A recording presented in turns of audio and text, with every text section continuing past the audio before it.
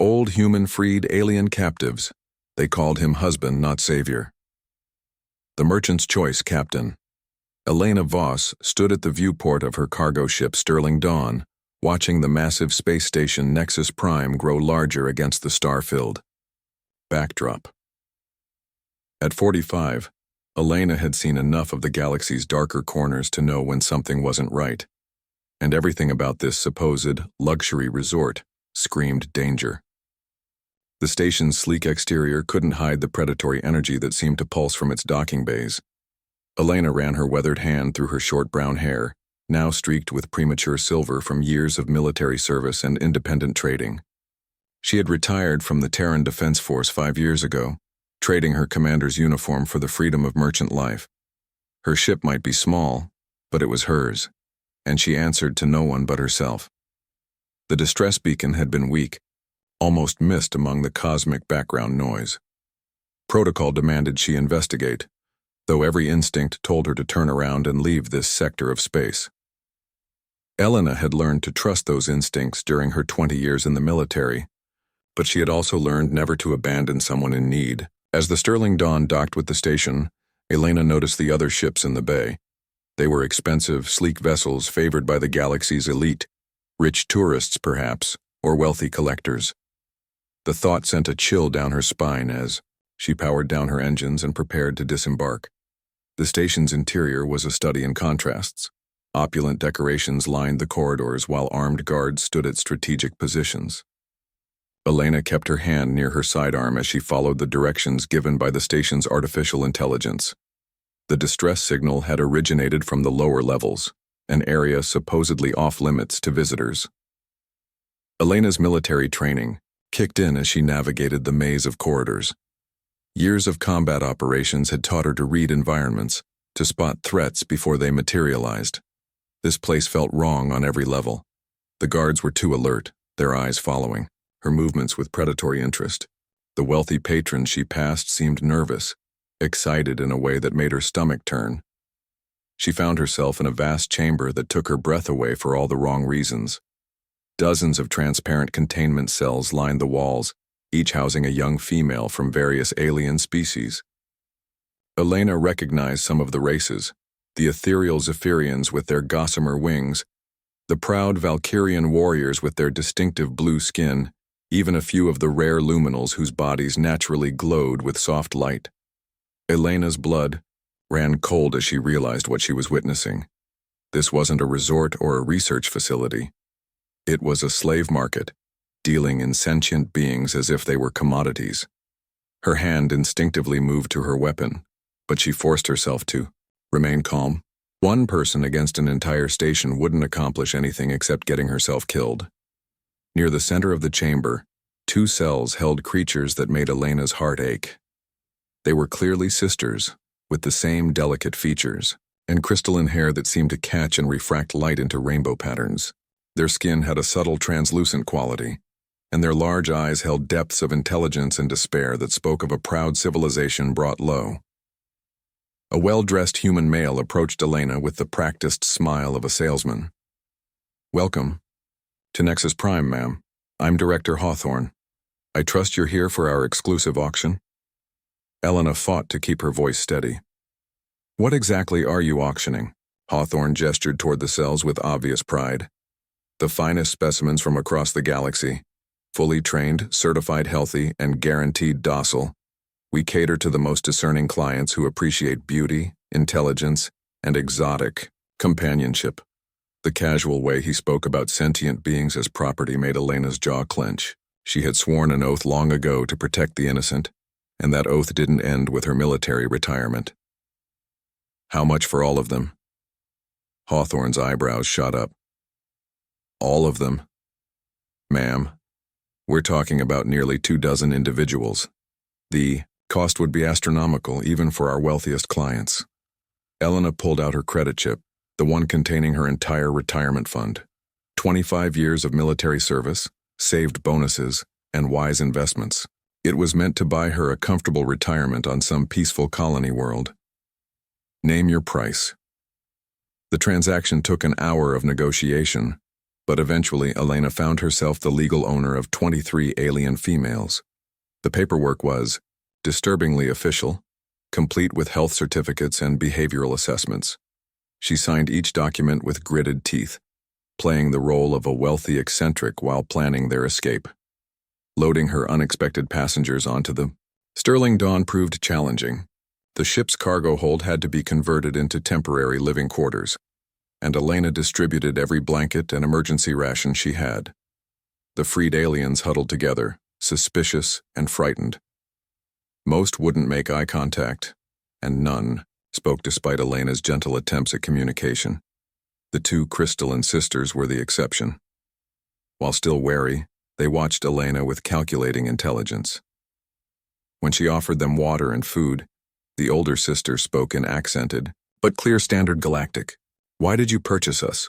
What do you want from us?" Elena knelt down to their level, keeping her movements slow and non-threatening. "I want to get you somewhere safe, all of you. You're free now, and I intend to keep it that way." The sisters exchanged glances, communicating in the wordless way that close siblings often do. The younger one spoke next, her voice barely above a whisper. "We are Lyra and Nova of the Xerion Collective. Our world was destroyed 6 cycles ago. We were the last of our kind before the slavers took us." Elena felt her heart break a little more. "I'm Elena Voss, captain of this vessel. You're not slaves anymore, Lyra and Nova. None of you are. I'm taking you to a safe place where you can decide your own futures." As the Sterling Dawn broke free of the station's docking clamps and accelerated into open space, Elena began plotting a course to Serenity Prime, a world on the galaxy's frontier where questions weren't asked and new beginnings were possible. The planet had been her original retirement destination, a place where she could disappear and live quietly. Now it would serve a different purpose. The journey took 3 standard days, during which Elena worked tirelessly to earn the trust of her passengers. She learned their names and their stories: refugees from wars, survivors of planetary disasters, victims of raiders and slavers. Each tale of loss and suffering strengthened her resolve to give them the new start they deserved. Lyra and Nova became her unofficial translators, their quick minds grasping multiple languages and their diplomatic nature helping ease tensions among the diverse group. Elena found herself drawn to their quiet strength and resilience. Despite everything they had endured, they still possessed hope and compassion. "You gave up everything for us," Nova observed one evening as they shared a simple meal in the ship's cramped galley. "Your credits, your planned retirement, your quiet life. Why?" Elena considered the question carefully. "Because it was the right thing to do. Because every person deserves freedom and dignity.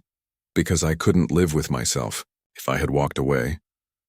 Lyra leaned forward, her crystalline features reflecting the soft lighting. "On Xerion, we had a saying. The measure of a soul is not what it keeps, but what it gives. You have shown us the depths of your soul, Elena Voss." When Serenity Prime finally appeared on their view screen, Elena felt a mixture of relief and apprehension.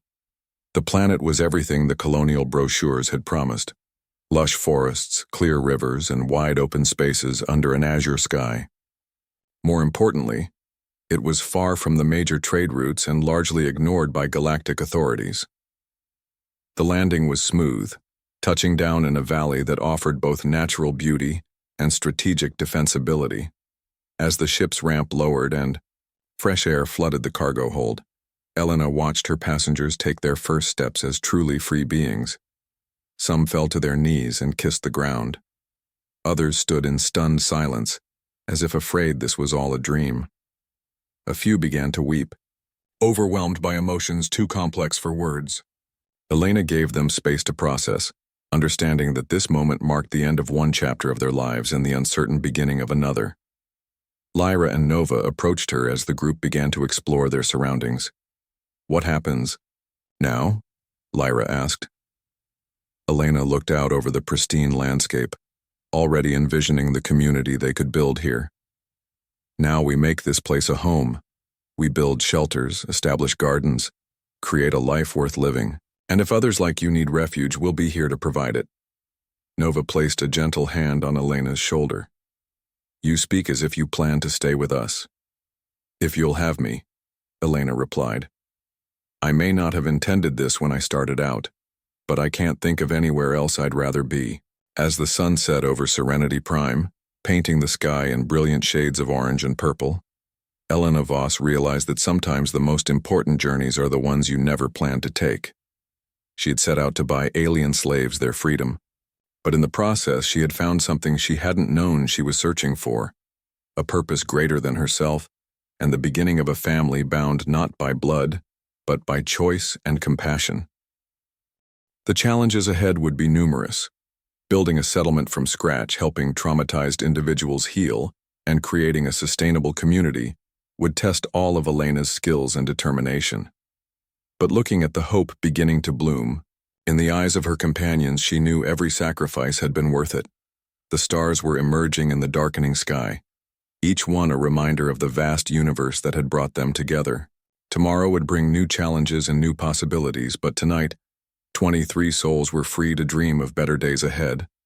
And in a universe often dominated by cruelty and exploitation, that was a victory worth celebrating. Hearts across. The void 3 months had passed since Elena and her companions had first set foot on Serenity Prime, and the transformation was remarkable. What had once been an empty valley now bustled with purposeful activity as their small community took shape. Adobe-style homes dotted the landscape, their walls gleaming white in the morning sun, while carefully tended gardens provided fresh vegetables and fruits that supplemented their stored supplies. Elena stood on the porch of the central meeting hall, watching as her companions went about their morning routines. The change in all of them was profound. Where once there had been fear and desperation, now there was hope and determination. The Zephyrian sisters, Aria and Melody, had taken charge of the agricultural efforts, their natural connection to growing things turning barren soil into flourishing farmland. The Valkyrian warriors, led by the fierce but kind-hearted Kira, had established security protocols and training programs for anyone who wished to learn self-defense. But it was Lyra and Nova who had truly become the heart of their community. Their diplomatic nature and quick minds had made them natural leaders, helping to resolve conflicts and organize work schedules. More than that, they had become Elena's closest advisors and dearest friends. Elena found herself thinking about the sisters more often than she cared to admit. There was something about their quiet strength and resilience that drew her to them. Lyra, the elder by 2 years, possessed a thoughtful wisdom that belied her apparent youth. Her crystalline hair caught the light in ways that made Elena's breath catch, and her deep violet eyes seemed to see straight through to Elena's soul. Nova, while slightly younger, had a playful spirit that could lift Elena's mood even on the most challenging days. Her laughter was like music, and her curiosity about everything from human customs to the planet's ecosystem was infectious. Where Lyra was contemplative, Nova was action-oriented, always ready to try new things and explore new possibilities. Elena shook her head, trying to dispel such thoughts.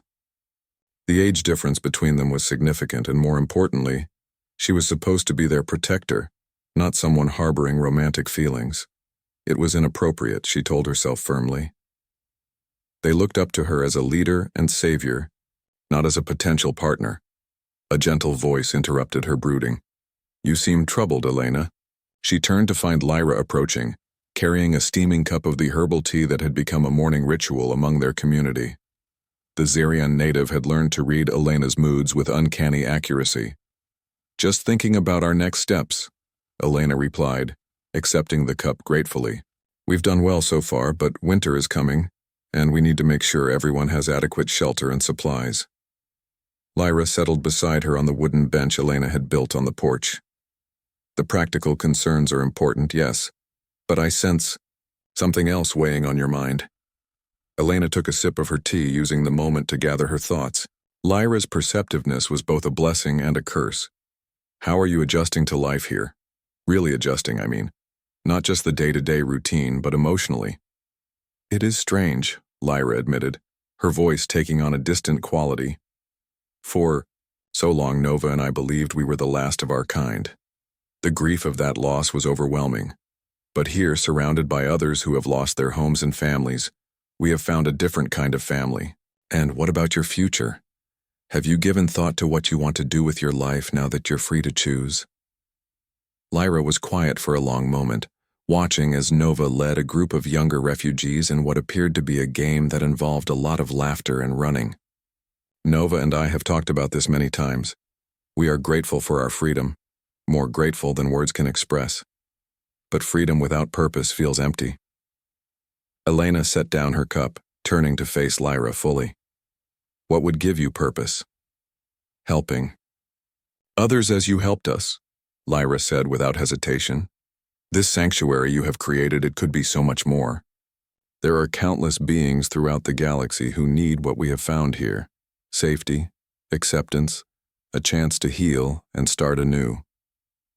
The idea had been growing in Elena's mind as well. Their success with their current group had proven that such a community could work. But she had been hesitant to expand too quickly. That would mean taking significant risks. We would need better defenses, more resources, and ways to identify and rescue those in need. Risks worth taking, Nova's voice chimed in as she approached, slightly out of breath from her games with the younger residents. Sorry, I couldn't help overhearing. Lyra and I have been discussing this for weeks. Elena looked between the two sisters, seeing the determination in their eyes.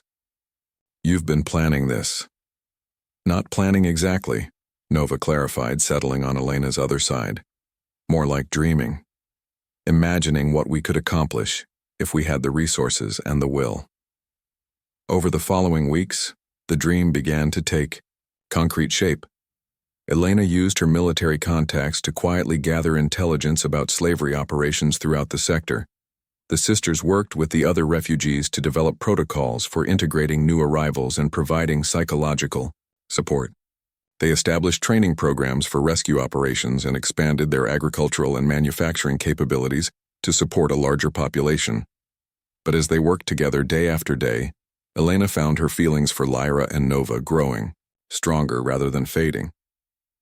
She caught herself watching the graceful way Lyra moved as she tended the gardens, admiring the passion in Nova's voice when she spoke about their expansion plans.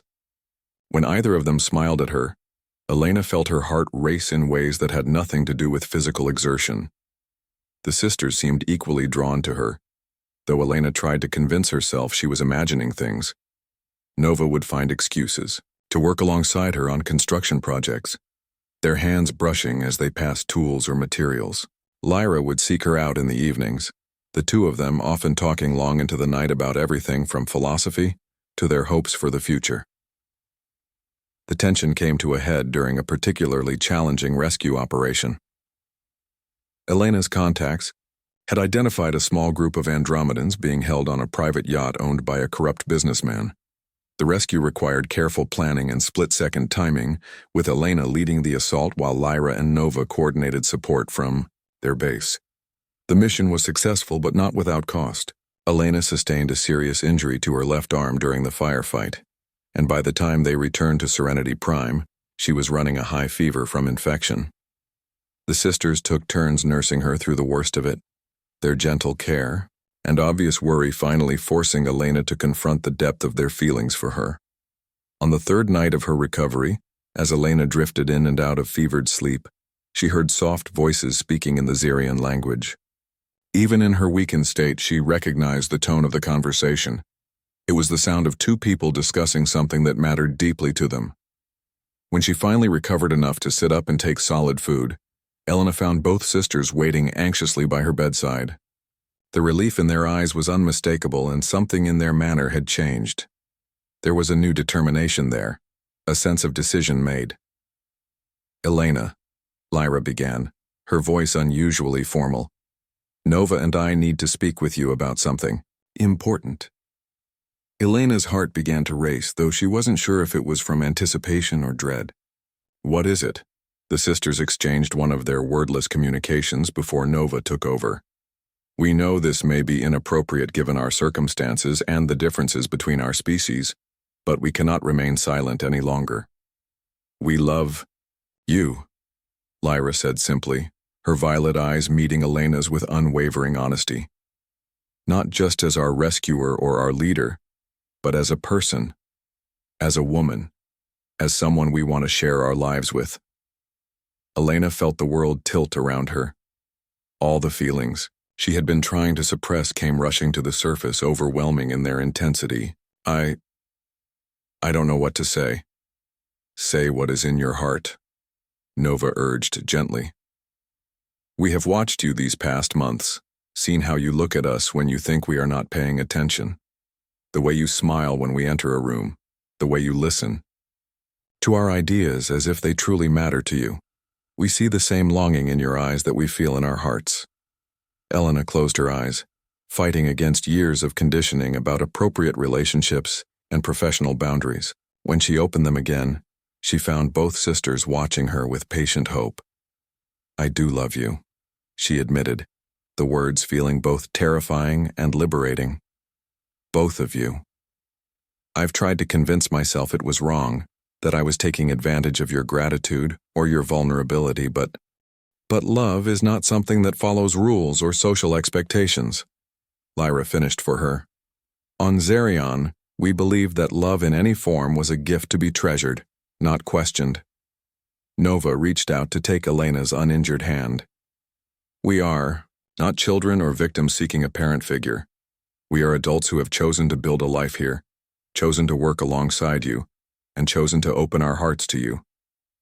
Elena looked down at their joined hands, then back up at their faces.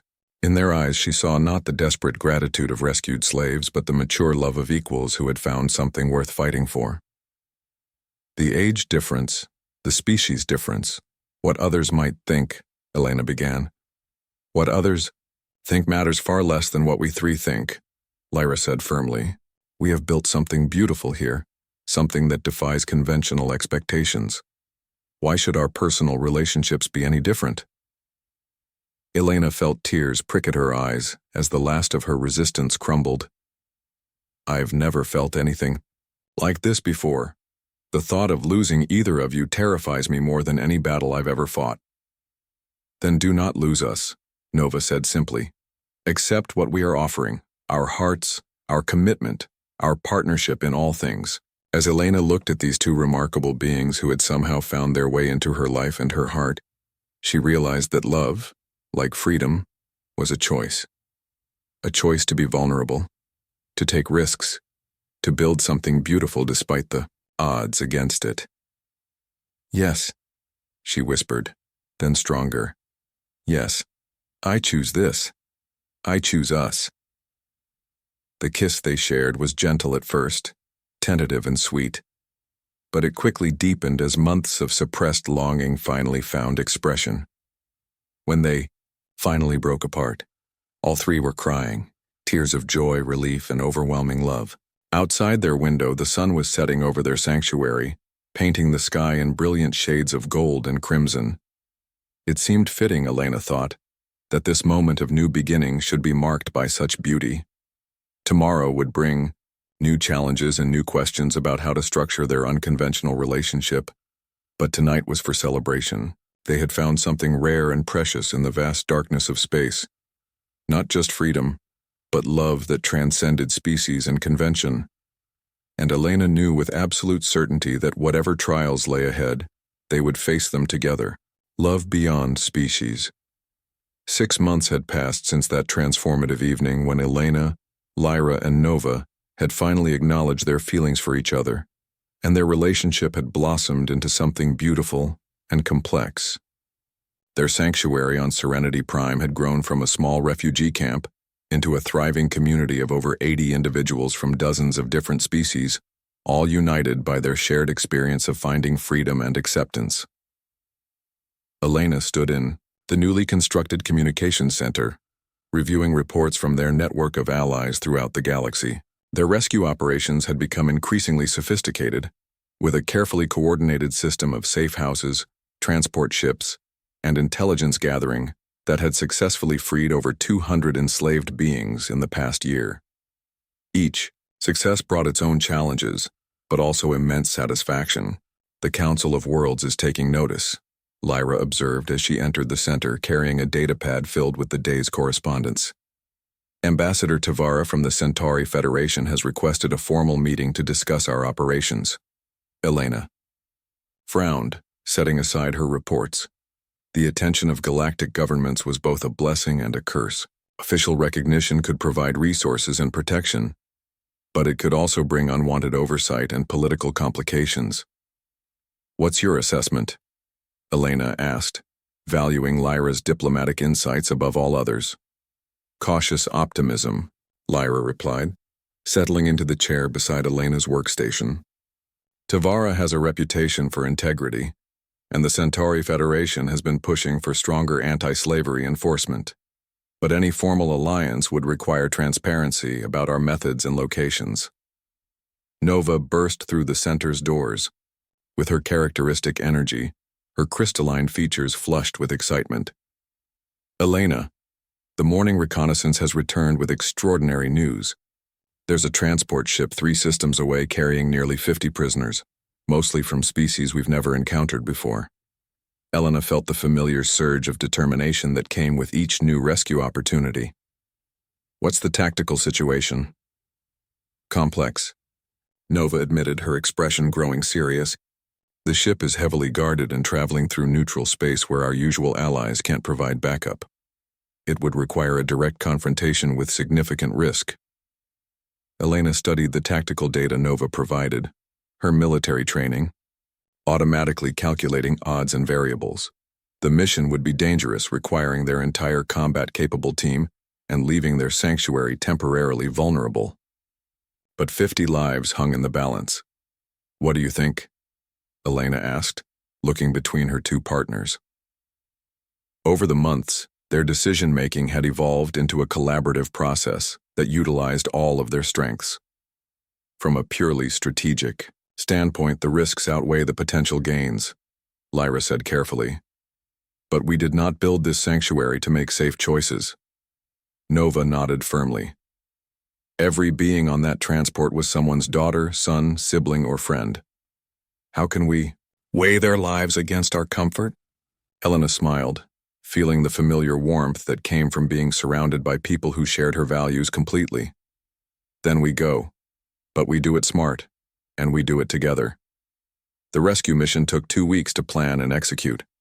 Elena led a team of 12 volunteers, including both Lyra and Nova, in a carefully coordinated assault on the transport ship. The operation was their most challenging yet, requiring them to overcome not just the ship's defenses but also the traumatized state of the prisoners they were trying to save. Among the rescued were a group of beings unlike any they had encountered before. Tall, graceful creatures with skin that shifted color based on their emotions and voices that could harmonize in ways that touched the soul. They called themselves the Symphonic and came from a world where music was not just art, but the foundation of their entire civilization. The integration of the Symphonic into their community brought unexpected challenges and rewards. Their unique abilities allowed them to provide therapeutic services to other refugees, their harmonic healing techniques proving remarkably effective for those suffering from trauma. But their dietary needs and environmental preferences required significant adjustments to their infrastructure. It was during this period of expansion and adaptation that Elena began to struggle with doubts about her relationship with Lyra and Nova. The pressures of leadership, combined with the constant influx of new personalities and cultures, left her feeling stretched thin and questioning whether she was being fair to her partners. The issue came to a head during a community meeting, where several newer arrivals questioned the leadership structure of their sanctuary. A Valkyrian named Thane, recently rescued from a mining operation, stood before the assembled crowd with barely contained aggression. Why should we follow the decisions of one human and her alien favorites? He demanded, his blue skin darkening with anger. We have established our own communities before. Why should this place be different? Elena felt the familiar weight of command settle on her shoulders, but this time it felt heavier than usual. She was acutely aware of Lyra and Nova standing beside her, of the way some community members looked at their relationship with a mixture of curiosity and judgment. Because it works, Elena replied calmly, though her heart was racing. Every Decision made here is made collectively, with input from representatives of every group. If you have specific concerns about how the community is governed, I invite you to join the council meetings and participate in the democratic process. Democratic? Thane scoffed. You three make all the real decisions behind closed doors. The rest of us are expected to follow along like grateful children. Nova stepped forward, her usually gentle demeanor hardening with determination. That is not true, and you know it. Elena has sacrificed everything to build this place. She gave up her retirement, her safety, her quiet life to give all of us a chance at freedom. And what did she get in return? Thane's voice dripped with insinuation. A convenient arrangement with two grateful aliens who owe her their lives? The silence that followed was deafening. Elena felt as if she had been physically struck, the ugly implication hitting her in the place where her deepest insecurities lived. Around the meeting hall, she could see various expressions on the faces of their community members, some shocked, others uncomfortable, a few nodding in agreement with Thane's assessment. Lyra's response was quiet, but carried clearly throughout the room. Elena Voss loved us long before we told her of our feelings. She fought with herself for months, convinced that her emotions were inappropriate or exploitative. It was Nova and I who pursued her, who convinced her that love cannot be diminished by circumstances or species differences. Our relationship is built on mutual respect, shared values, and genuine affection, Nova added, her voice growing stronger. But more than that, it is irrelevant to Elena's qualifications as a leader or to the legitimacy of our governance structure. Elena found her voice, though it took considerable effort to keep it steady. Thane, if you believe you can do better, you are welcome to try. We are not a dictatorship and no one is forced to stay. But while you are here, you will treat all members of this community with respect, regardless of their species or personal relationships. The confrontation ended without violence, but its effects rippled through their community for weeks afterward. Elena threw herself into work, trying to prove through actions that her leadership was based on merit rather than personal favoritism. She began sleeping in her office rather than the home she shared with Lyra and Nova, telling herself she needed the space to think clearly. It was Arya, one of the Zephyrian sisters, who finally confronted Elena about her withdrawal. The gentle, agricultural coordinator found Elena working alone in the greenhouse late one evening, her usual companions notably absent. This behavior is not worthy of you, Arya said without preamble, her gossamer wings rustling with agitation. You are punishing Lyra and Nova for the small-minded prejudices of a few malcontents. Elena looked up from the seedlings she had been tending, her eyes red-rimmed from lack of sleep. Maybe they're right, Arya. Maybe I have been taking advantage. Maybe the power dynamic makes any real relationship impossible. Arya settled beside her, her ethereal beauty somehow making Elena feel even more isolated. Do you love them? More than I thought possible, Elena admitted, the words torn from somewhere deep in her chest. And they love you? They say they do, but how can I be sure? I saved them from slavery, gave them safety and purpose. How can they separate gratitude from genuine affection? Arya was quiet for a long moment, her large eyes studying Elena with ancient wisdom. When my sister and I were captured, we prayed to our ancestors for death rather than the life of servitude that awaited us. When you freed us, we were grateful, yes, but that gratitude was directed toward all of our rescuers, not just you. Elena frowned, not understanding the distinction Arya was making. Lyra and Nova's feelings for you are different, Arya continued. I have watched them these past months, seen how they look at you when you are not aware. Their love is not born of gratitude but of recognition. They see in you a kindred spirit, someone whose values and dreams align with their own. But the others? The others are afraid, Arya said firmly. They see happiness and purpose in your relationship with the sisters, and it reminds them of what they have lost. Rather than celebrating your joy, they seek to tear it down to make themselves feel better about their own loneliness. Elena considered Arya's words, feeling some of the weight lift from her shoulders. Do you really think it's that simple? Love is never simple, Arya replied with a smile. But it is real, and it is precious, and it should not be sacrificed to appease those who cannot understand it. That evening, Elena finally returned to the home she shared with Lyra and Nova. She found them in the garden behind their dwelling, tending to the crystalline flowers they had managed to cultivate from seeds salvaged from their destroyed homeworld. They looked up as she approached, hope and wariness warring in their expressions. "I owe you both an apology," Elena began, her voice rough with emotion. "I let fear and doubt drive me away from what matters most." Nova rose gracefully, her color shifting, skin reflecting the soft blue of sadness mixed with hope. "You were protecting us as you always do, but this time we did not need protection from others. We needed protection from your own doubts." Lyra joined them, her violet eyes bright with unshed tears.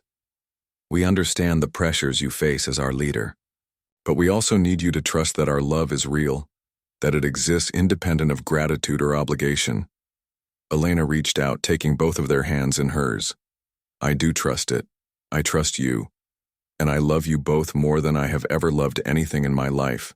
The embrace that followed was fierce and desperate, months of separation and doubt dissolving in the warmth of renewed connection. When they finally broke apart, Elena felt as if she could breathe freely for the first time in weeks. "There's something I want to ask you both," Elena said, her heart racing with nervous anticipation. "Something I've been thinking about for months but was too afraid to voice." Lyra and Nova exchanged one of their wordless communications, excitement and curiosity evident in their expressions. Elena took a deep breath, then dropped to one knee in the traditional human gesture. "On Earth, we have a custom where people who love each other pledge their lives to one another in a ceremony called marriage. I know we come from different worlds, different cultures, but I want to make a formal commitment to both of you, before our community and before the galaxy." Nova gasped, her hands flying to her mouth in surprise and joy. Lyra simply stared, tears streaming down her crystalline features. "Will you marry me?" Elena asked, her voice barely above a whisper. "Both of you? Will you build a life with me that officially recognizes what we mean to each other?" "Yes," Nova breathed, dropping to her knees beside Elena. "Yes, of course, always yes." Lyra joined them, her voice shaking with emotion. "On Zerion we had a similar tradition, the bonding of souls. It was considered the highest honor to pledge one's life to another's happiness and growth." Elena felt tears of her own beginning to fall as the magnitude of their commitment settled over her. "Then we'll blend traditions, a ceremony that honors all of our cultures and histories." The wedding planning became a community effort that helped heal the divisions Thane's challenge had created. Even those who had questioned Elena's relationship found themselves caught up in the joy and excitement of the event. The ceremony itself took place at sunset in the meadow where Elena had first told her companions they were home. Representatives from dozens of species contributed elements to the celebration. The symphonic provided music that seemed to make the very air shimmer with harmony. The Zephyrians created decorations that captured and refracted light into dancing rainbows. The Valkyrians established honor guards that even Thane eventually joined, his earlier objections apparently set aside in favor of community unity. Elena wore a simple white dress crafted by the community's textile workers, while Lyra and Nova were adorned in matching gowns that incorporated traditional Zerion crystalline threading.